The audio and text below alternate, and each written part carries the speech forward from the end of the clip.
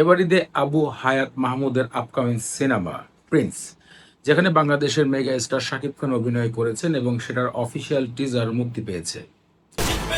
নাম একটাই, প্রিন্স।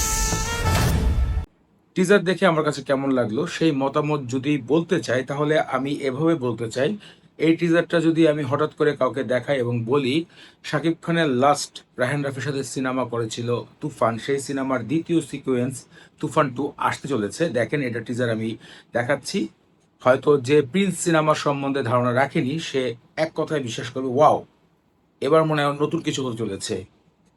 একই রকম ওই যে স্ট্যান্ড গানের মতো একটা বড় একটা মেশিন নিয়ে গোলাগুলি, একই রকম দেশের উপরে রাজত্ব, একটা বিষয় ধরলে ব্যাকগ্রাউন্ড, কালার, শুটিং এর স্পট, এই সব কিছু একত্রে আমার কাছে বারবার মনে হচ্ছে আমি তুফানের দ্বিতীয় সিকোয়েন্স দেখছি। এবার ঈদে এই সিনেমাটা আমার কাছে দেখার মতন আগ্রহর কিছুই লাগে না, জাস্ট শাকিব খানের ফ্যান হয়ে যদি আমি বলি হ্যাঁ সিনেমাটা দেখবো, নতুনত্ব নতুন কিছু ভাবে আসা যাওয়া কিছুই খুঁজে পাইনি আমি প্রিন্সের টিজারে। কারণ হতে পারে আমরা যে অপেক্ষায় ছিলাম যে শাকিব খানকে এরকম রূপে দেখবো, সেই চাহিদাটা আমাদেরকে রায়হান রাফি তুফানে দিয়ে দিছে, এই জন্য ওইভাবে আকর্ষণীয় হয়ে উঠতে পারেনি। আমার মনে হয় এই সিনেমাটা আরো 5টা বছর গ্যাপ দিয়ে তৈরি করা দরকার ছিল।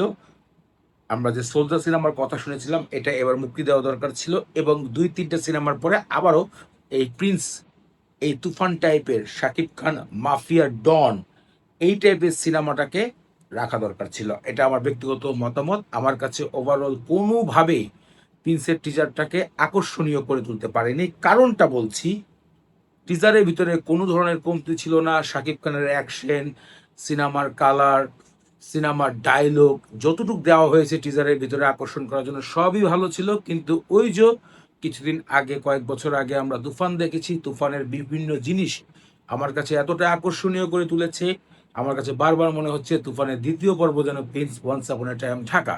জাস্ট এইটুকু ছিল আমার রিভিউ, মতামত প্রকাশ করেছি। আপনাদের কাছে আমার মতামত কেমন লেগেছে ভিডিওতে কমেন্ট করে জানাবেন। দেখা হচ্ছে নতুন ভিডিওতে, সেই পর্যন্ত আল্লাহ হাফেজ।